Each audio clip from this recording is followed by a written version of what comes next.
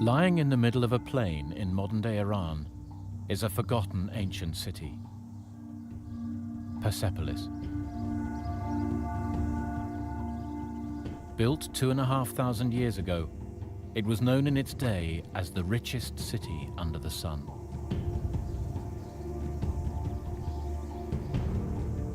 Persepolis was the capital of the largest empire the world had ever seen. But for over 2,000 years after its destruction, it was largely ignored. The life and achievements of the Persians who built it, erased from history. The Persians are still an enigma to us. We don't know them as well as we like to think we know the Greeks, or the Romans, or the Egyptians. So in a sense, they are one of the remaining mysteries of ancient civilization.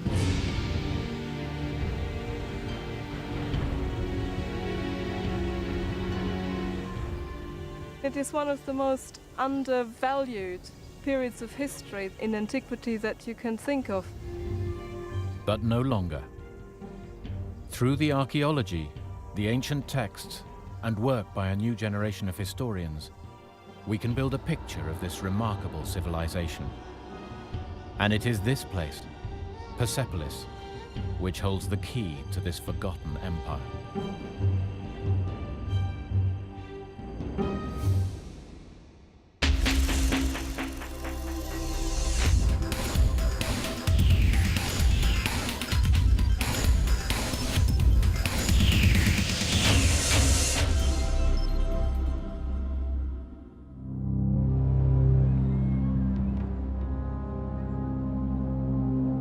Until recently, Iran was largely closed to Western visitors. The political turmoil of the 1980s made it almost impossible to come here. But in the last few years, this has begun to change.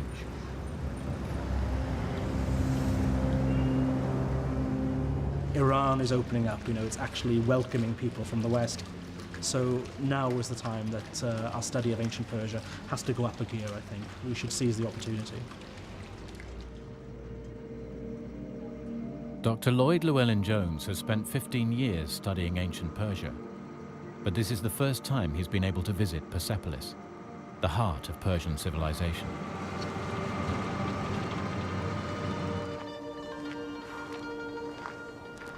We can, by coming to places like Persepolis, begin to give the Persians a personality, begin to give them an identity.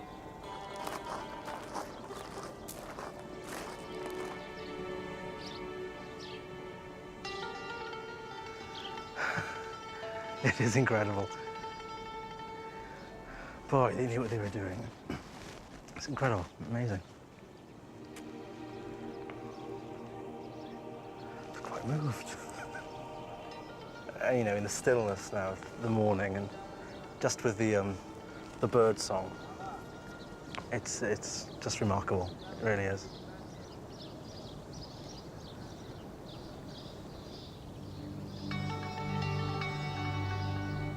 Remarkable Persepolis may be, but history has never given it its due. Most of what we know about it we have gleaned from Greek accounts. The Persians themselves left little written history behind. But the Greeks were the sworn enemies of the Persians. They defeated them in battle, and it's the victors who write the history books. The Greeks liked to paint themselves as the creators of all things civilized, and the Persians as cruel, despotic, and backward. We in the West identify with a Greco-Roman tradition. We know the works of Greek and Latin authors, and they are going to downplay the importance of Persia in its historical setting.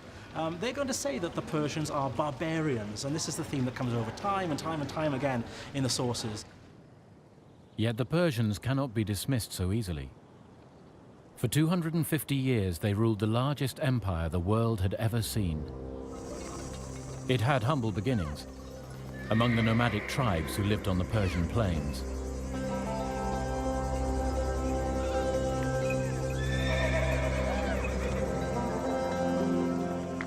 In 550 BC, Cyrus, a tribal leader, set off with his army on a campaign of conquest.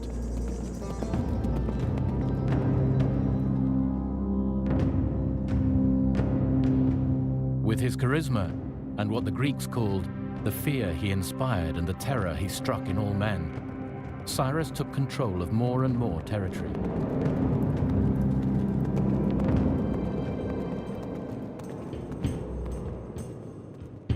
In just 30 years, he laid the foundations of an empire that would stretch from the borders of India in the east, to Greece on the Mediterranean, down to Egypt and Ethiopia, and up to what is now Russia.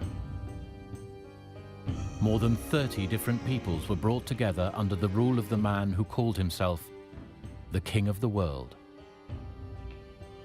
And at the heart of this empire stood Persepolis, the greatest of all Persian cities, and the key to understanding the achievements of the ancient Persians.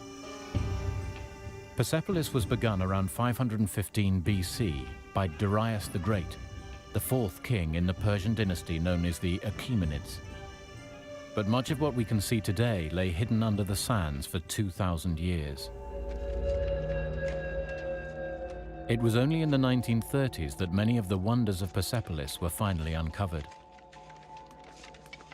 Whole staircases adorned with perfectly preserved reliefs were seen for the very first time. No one dreamed of the regal splendors which their excavation would reveal to the world.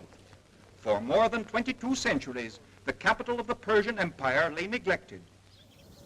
As well as the reliefs, archaeologists found some less spectacular artifacts that would prove vital in uncovering the secrets of the ancient Persians.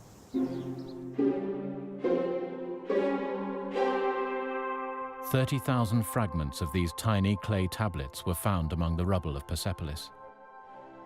They provide one of the few sources of information about the workings of the empire written by the Persians themselves. The marks on the tablets are the ancient Persian script known as cuneiform. Thanks. Dr. Maria Brosius is one of only a handful of scholars in the world who can decipher what is written on the tablets. What we have here is an example of a clay tablet found in Persepolis. A scribe would pick up a piece of wet clay and he would then hold it in his left hand, and that fits perfectly into the shape of your hand, really. And then he would inscribe it.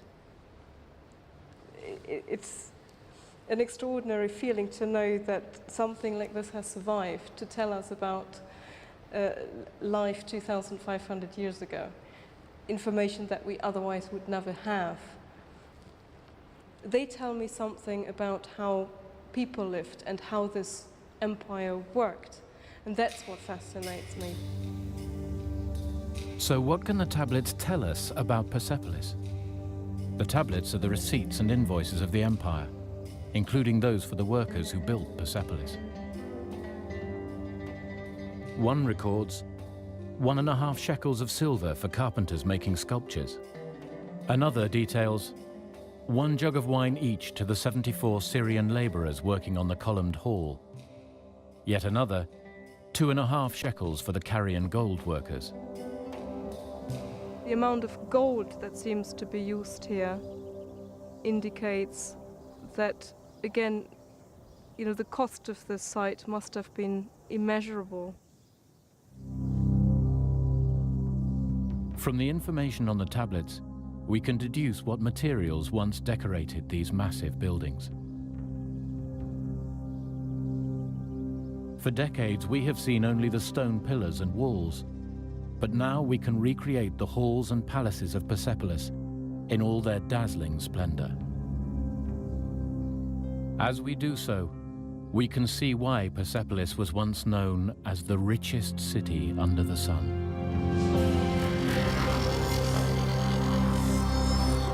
Access to the complex was through the Gate of All Nations. Human-headed bulls announced to visitors they were entering the heart of royal Persian power. It was covered with a cedar wood roof, its doors adorned with gold fittings.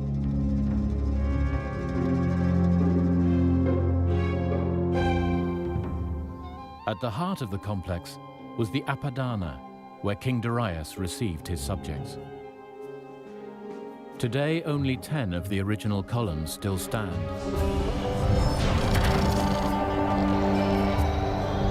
In antiquity, 36 columns, 20 meters high, held up another massive cedar wood ceiling. The walls were covered in sumptuous hangings. This enormous hall could accommodate 10,000 people. Something that was built with columns 20 meters high, I think it was awe-inspiring. People were probably looking up and were completely stunned.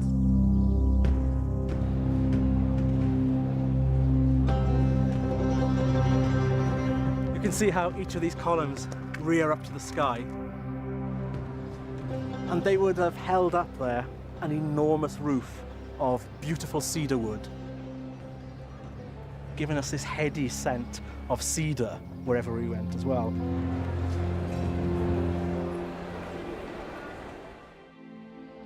King after king added to Darius's creation.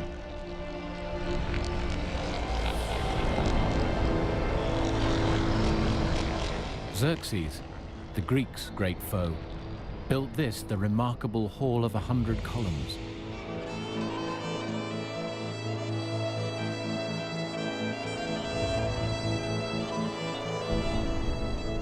And finally, we can recreate the private quarters of Darius himself, a place that only the king's most intimate advisors would ever have seen. It would have been dimly lit, but light would have been streaming through window spaces. And in fact, we can tell from some of the highly polished stone around here that this would have been gleaming, absolutely gleaming. In fact, some people have called this room the Hall of Mirrors.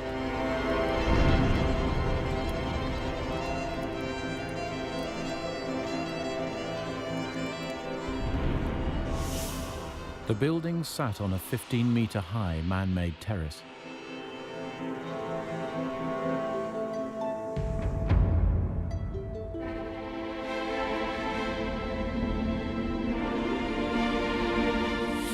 In terms of beauty, it's difficult to find the right words, really. As a feature, it's an architectural symphony. Everything is built to harmonize with one another. Each building is synchronized with another one to make a beautiful, harmonized whole. Persepolis is one of the great architectural achievements of the ancient world.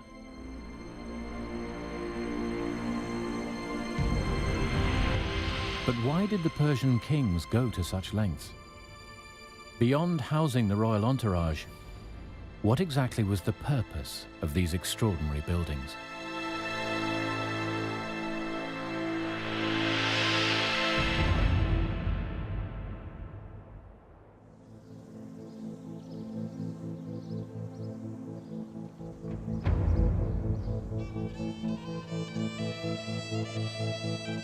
Over 2,500 years ago, the Persians built the greatest city on earth, from which they ruled most of the known world.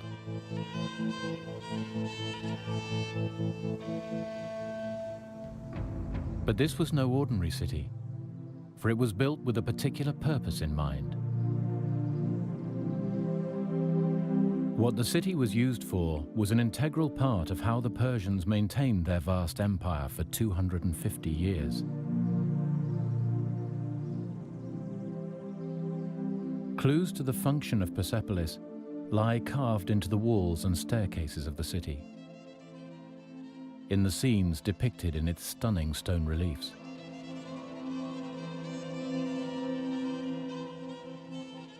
They show the different peoples of the empire coming to Persepolis to give gifts and pay tribute to the great Persian king.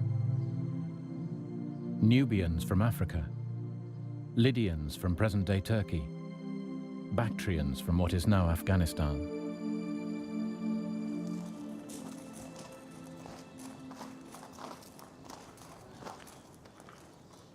So what you've got here is a series of depictions of tribute bearers who have come to Persepolis, and all of them bringing gifts from different parts of the empire.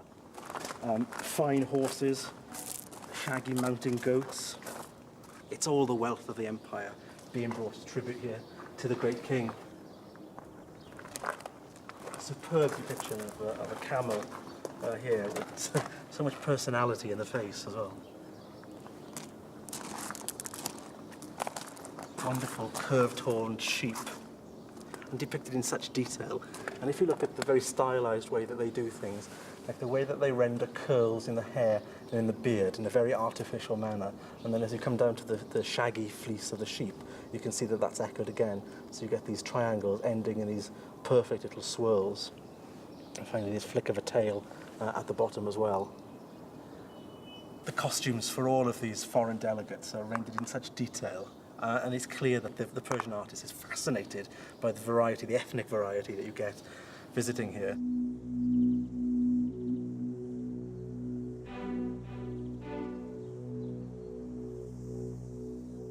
So this is what Persepolis was for. It was not a military capital. It was first and foremost a symbolic and ceremonial place. From all over the empire, subject peoples came here to give their gifts to the king.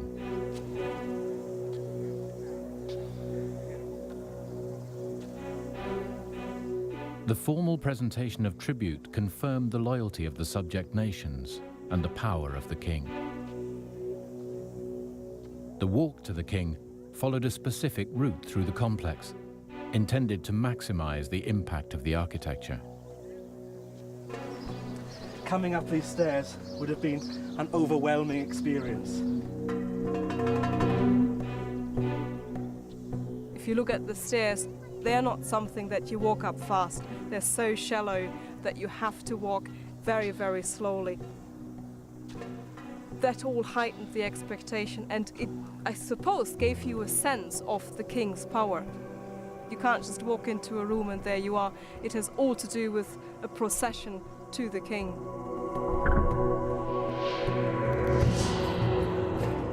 What you have here are the offering bearers leading their camels, bringing their bowls and their jewellery. And all the time you have to imagine an absolute cacophony of noise behind you. So up you go.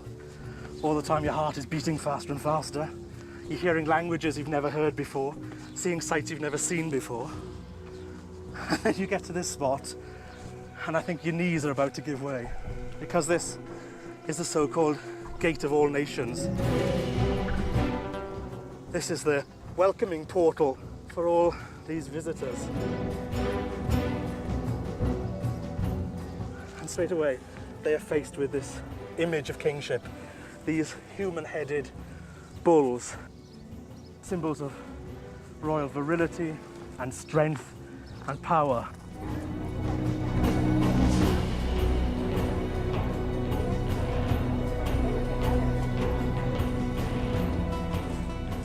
You walk through these enormous bull structures, and now everything goes dark. Sunlight's taken away from you, and you're asked to stand and wait just here. And then you turn, and you are struck by this amazing imperial platform. And you know that somewhere in there, you're literally going to meet your maker. You're going to see the great king himself.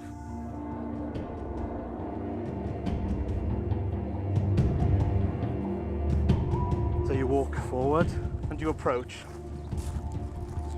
Your heart's really going some now. It must seem like such a long walk when you're doing this. If you come from the far-flung corners of the empire, you will never have seen a structure like this.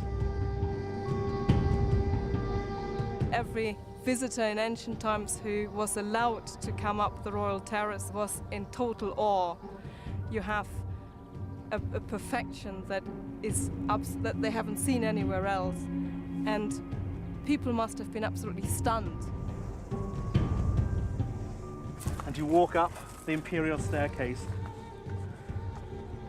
and you find yourself in the heart of the complex. Okay, in front of you now is the Great Apadama. Now this is where the mystery really starts.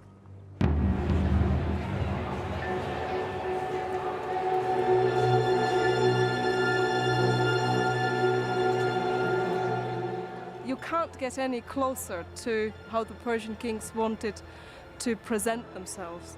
And what they really do here is to show we have conquered the world.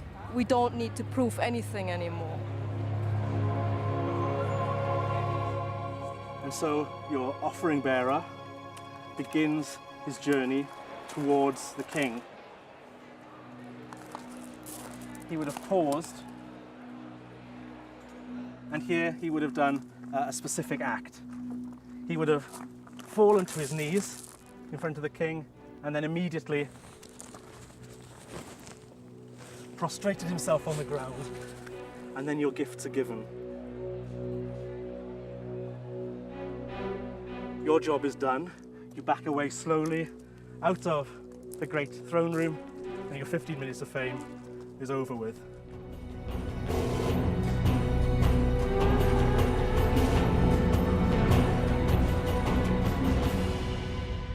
Gift-giving at Persepolis was how the Persian kings reinforced the loyalty of their subjects, but they had other, less benign ways of exercising power. The relief at Bisitun in northwest Iran shows the Persian king at his most ruthless. Here, King Darius the Great enslaves those who threaten his throne. It is a public warning to those who might try to resist him. Ancient Greek accounts also suggest that the Persian kings ruled with an iron fist. One tells of how the Persians cut off the limbs and even noses of their prisoners.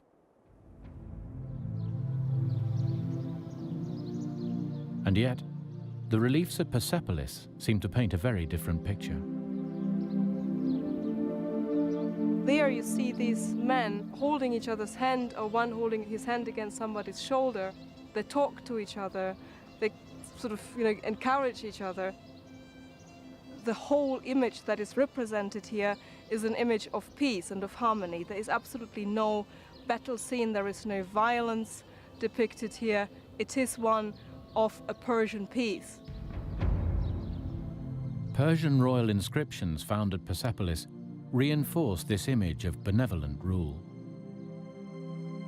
They declare that the king loves peace, not war, and subject peoples are allowed to practice their customs and religions. But is all this mere Persian propaganda? After all, these are reliefs commissioned by the king and tablets written by his loyal servants.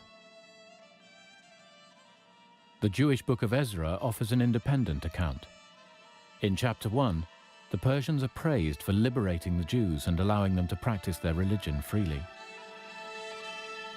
I think it's fair to say that the Persians are unique in the way that they envisage how an empire should be run.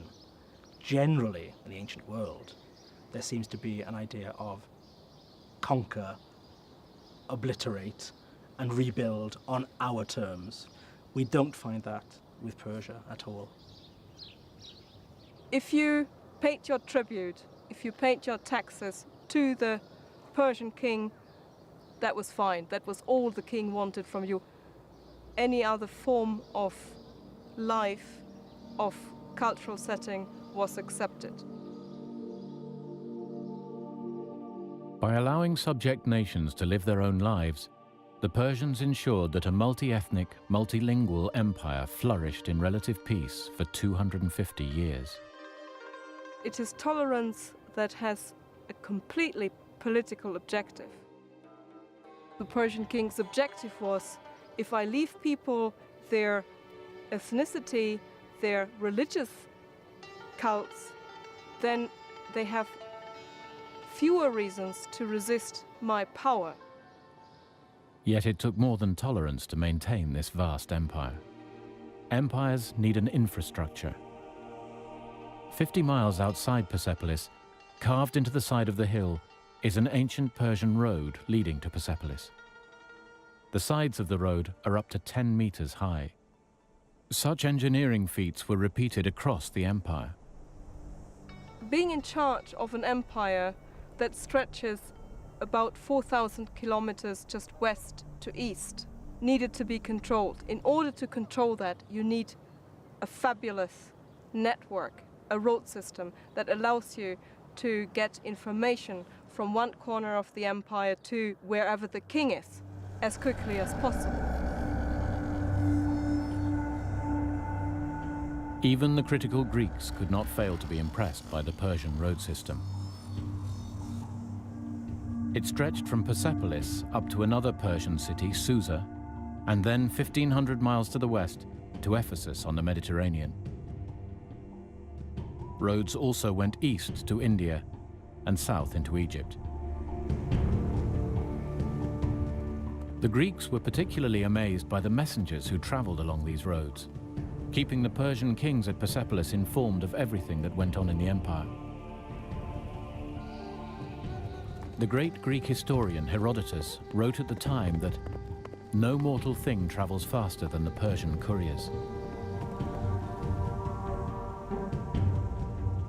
Such speed was possible because of another Persian innovation, the staging post. What you seem to have here is a system where a messenger rides on one horse, gets to a garrison, quickly changes, straight onto a new horse, a fresh horse, straight off again, and then maybe 20 miles down the road he's onto a new horse again, so that the speed keeps going. It seems that because the messenger has this pioneering spirit and can keep going, as long as he has fresh horses, he can do that, right the way through. The staging posts, manned by Persian soldiers, also ensured that for the first time in antiquity, travelers and traders could move around a vast tract of land, safe from bandits.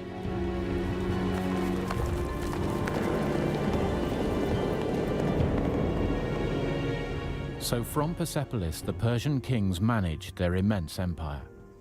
Tolerant, peaceful, and wealthy, the Achaemenid kings believed they were the masters of all they surveyed. And to prove their power, they set out to create nothing short of paradise on earth, the first ever formal gardens in the world.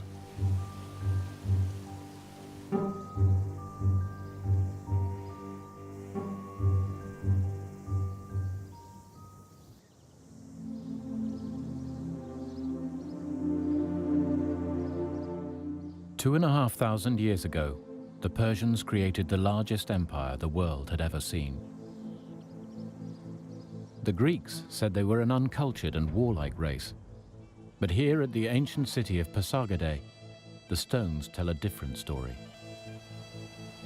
Pasargadae was the palace of Cyrus the Great, founder of the Persian Empire and first king of the Achaemenid dynasty.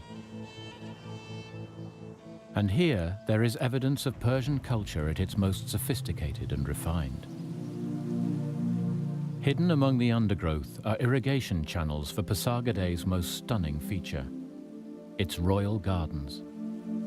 It would run all around the garden so that the whole area here in front of Cyrus's residential palace would be irrigated.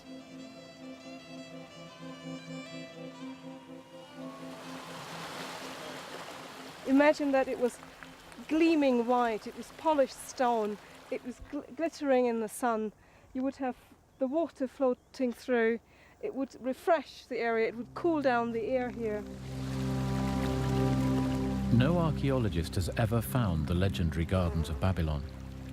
So these channels are the earliest known evidence of a formal garden anywhere in the world.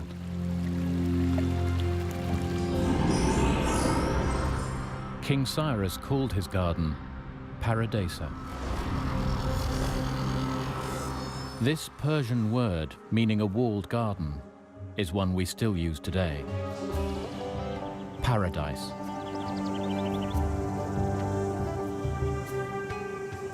It was his paradise, and it was a perfection of nature where life grew, where water was the essence of life.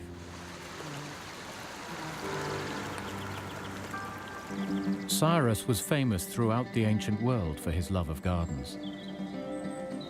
The Greek historian Xenophon wrote that in all the districts that he resides in, he takes great care that there are paradises, full of all the beautiful things that the soil will produce. It was even said that Cyrus gardened himself. He told one Greek visitor, "The arrangement is my own work. I swear by the sun god that I never sat down to dinner without first working at some task of gardening." So what actually grew in these Persian gardens? The clay tablets found at the great city of Persepolis list the different trees and plants that were planted here. They show that the composition of the garden was deeply symbolic. The tablets tell us that there were thousands of seedlings for trees, different kind of trees, including olive trees, mulberries, dates, which were collected to be planted in the next spring. These were trees that he imported from all over his empire to reflect the size and the extent of his empire in this garden space. Ultimately, the Persian garden was a political statement. By making plants grow in an otherwise barren landscape, the Persian kings showed all who came here that they were the masters of the world. The king was practically the king of the world, and the garden reflected the power of the empire. What Cyrus did here was to produce an order in an unordered, in a chaotic, otherwise wild nature.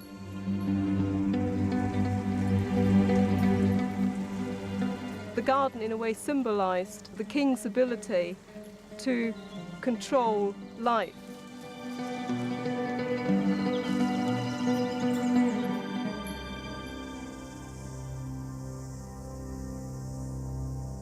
The Persians may have built great cities and gardens, but they were still essentially a nomadic people.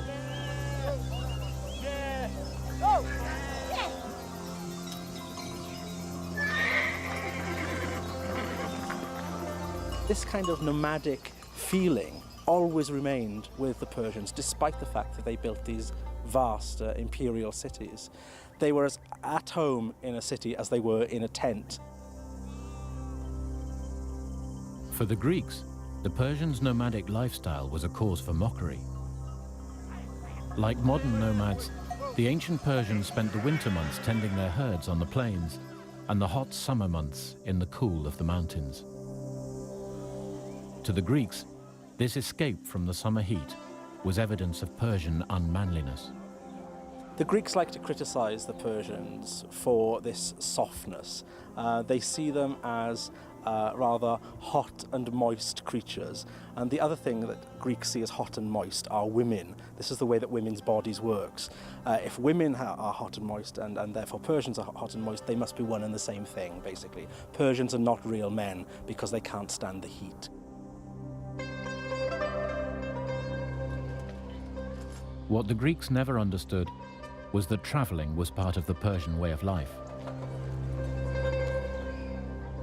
Even around great centers such as Persepolis, there would have been a city of tents as people came and went. Certainly within these tents, we can imagine that ancient Persian life would not be too dissimilar from the kind of images that you can still see today. So within these tents, what you have is, of course, your whole lifestyle. Everything goes on there, from cooking, of course. Then there's the rearing of animals and the collecting of foodstuffs as well. And also weaving, carpets, rugs and hangings, the very essence of the tent itself, but also weaving clothing. And this is a traditional women's work, of course.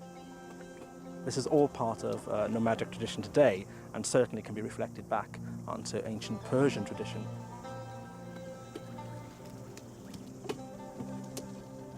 Across the ages, fine, colourful textiles have been central to Persian culture. From the most remote nomadic people of ancient Persia to the shoppers and traders in a modern Iranian bazaar, textiles are a way to express status and wealth. I've brought you to a place like the bazaar here at Shiraz just because there is this long legacy of an artistic tradition and a cultural tradition. And one thing we know about life in the ancient Near East in general was that they loved colour and textiles. These are wonderful turquoises and blues and also wonderful greens as well. So we know that these are the colours that they would have had and the colours that they would have loved.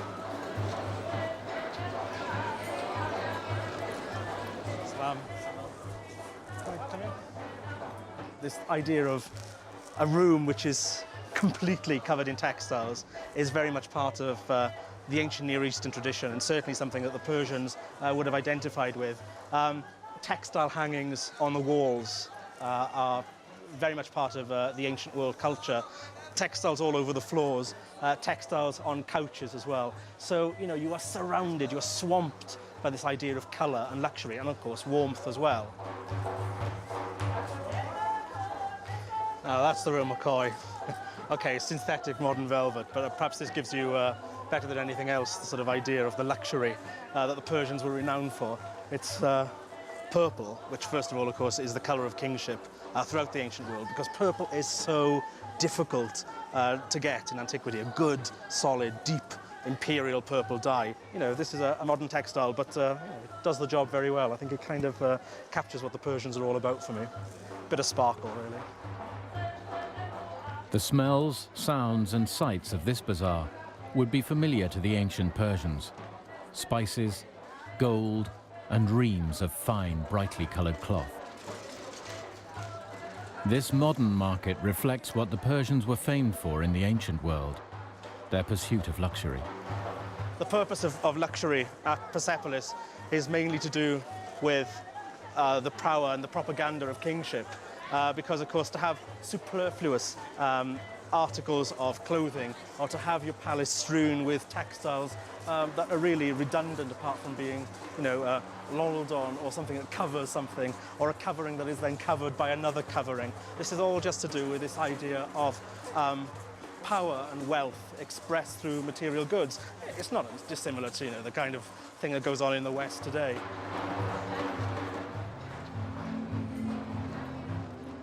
The ancient Persians were the greatest power on earth. Their style and fashions were widely copied. Persians take on the aesthetic side of life, on the finer points of living.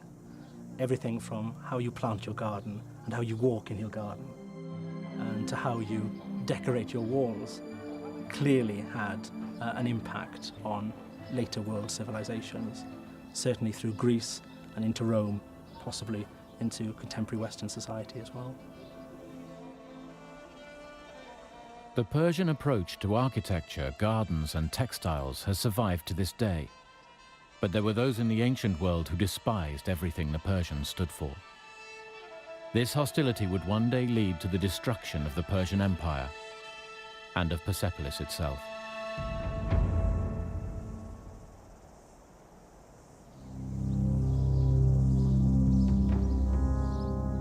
"2,500 years ago, Persepolis was the sumptuous capital of the great Persian Empire.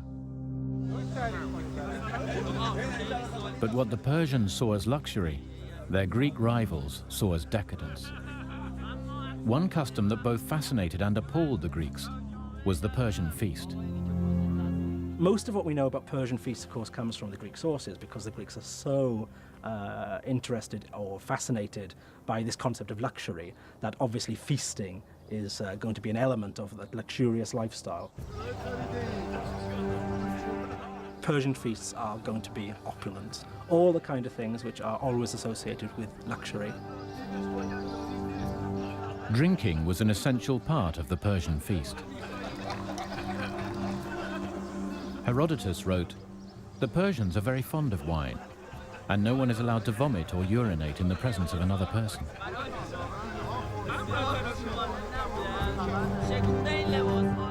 The Persians seem to live by this principle of telling the truth. That's something that actually the Greeks begrudgingly admire in them. And they use drinking as rather a political system. The Persians tend to get very drunk because only in drink do you tell the truth? So, you have your political discretion, you drink a lot, things get said, then everybody goes to bed and mulls it over, wakes up the next day with a hangover, and then everybody comes back together again to have the same conversation to see if they still have those kind of ideas.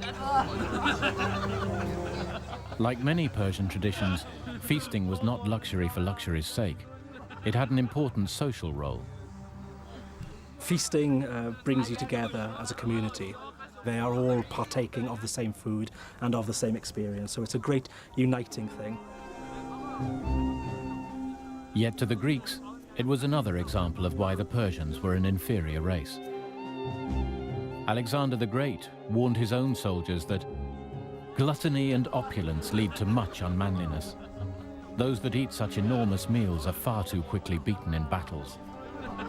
What the Greek sources like to play up is this idea that the Persians are luxurious, effeminized, luxury-loving, effeminizing race of no-gooders, really, who are over there somewhere in the East, and they are corrupting us and our morals and all that we stand for. And it was Alexander the Great who was determined to end the corrupting influence of the Persians once and for all. In 334 BC, he began a campaign to take over the empire that had ruled the known world for the previous 250 years. At the first pitched battle between the two armies, at Issus in Turkey, Alexander's Macedonian army scored a resounding victory over the forces of King Darius III of Persia, despite being greatly outnumbered. A lot probably has to do with different military tactics that the Macedonian army used against the Persians. The Persians were used to fighting in a plain. They were using chariots, which were not used in the Macedonian army. But it was also the Macedonian idea of immediate surprise attack that helped.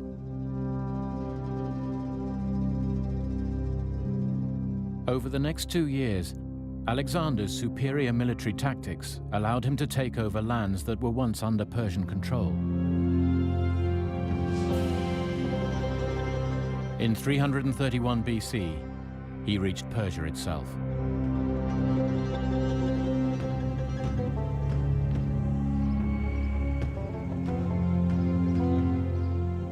By the time he arrived in Persepolis, the Persian armies had been routed.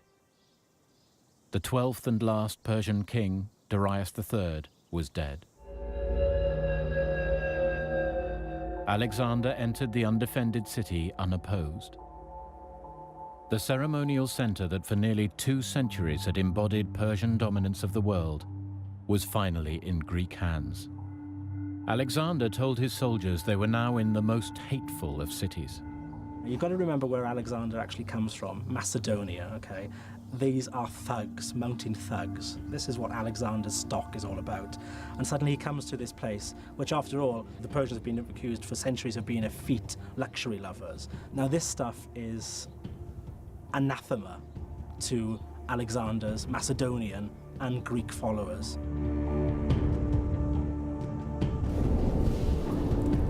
Alexander, triumphant, held a banquet for some of his troops at Persepolis.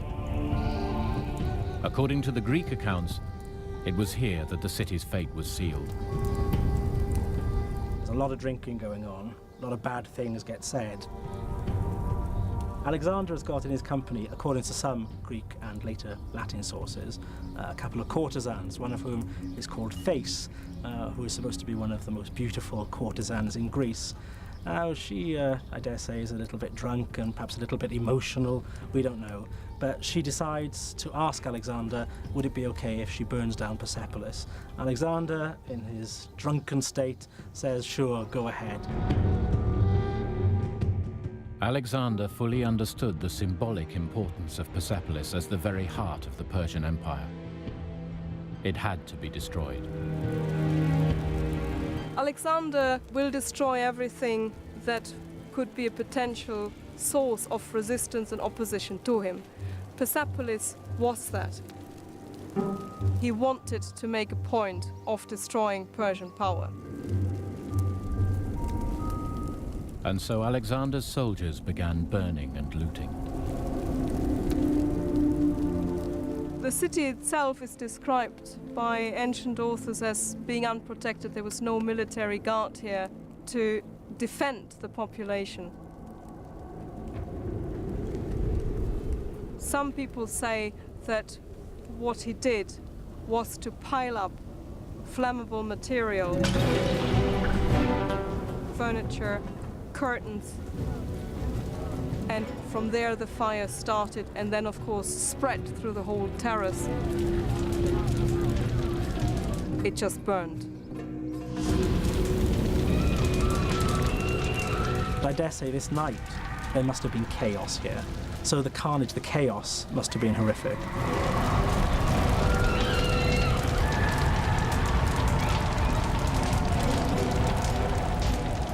Alexander's soldiers just ransacked the city. They looted everything that was there. They burned the houses.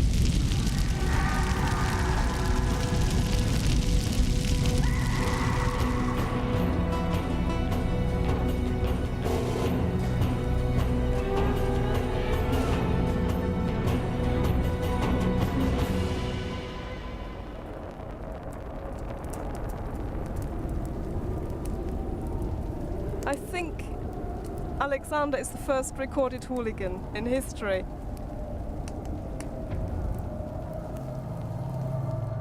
He used brutal force, violence, needlessly, destroying a site that had no military function, that was indeed unprotected when he came here. It was totally needless to burn it down, to destroy and kill the population of Persepolis.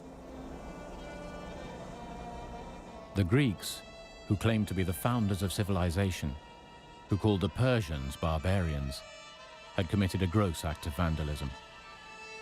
They had destroyed the greatest city on earth. It's a sad death of this remarkable imperial city, this seat of culture and this seat of ceremony. At the time, it was the most magnificent city in the non-ancient world, and that Alexander had destroyed. And with that, an era came to an end. But by burning down the city, Alexander ironically helped preserve it. Much of it remained buried under the ashes produced by the fire, protected from the elements for the next 2,000 years. It was not until the excavations of the 1930s that many of the reliefs and clay tablets that tell us so much about Persian life could be studied for the first time. And although the city had been destroyed, the legacy of the Persians survived. Their formal gardens, their ceremonial architecture, and their sense of luxury were copied by other civilizations, even the Greeks. But their greatest achievement of all was the empire itself. The first global empire in history was built on a model of tolerance and respect for other cultures that few great powers have ever matched. Perhaps now, at last, the Persians will take their rightful place as one of the great civilizations of antiquity.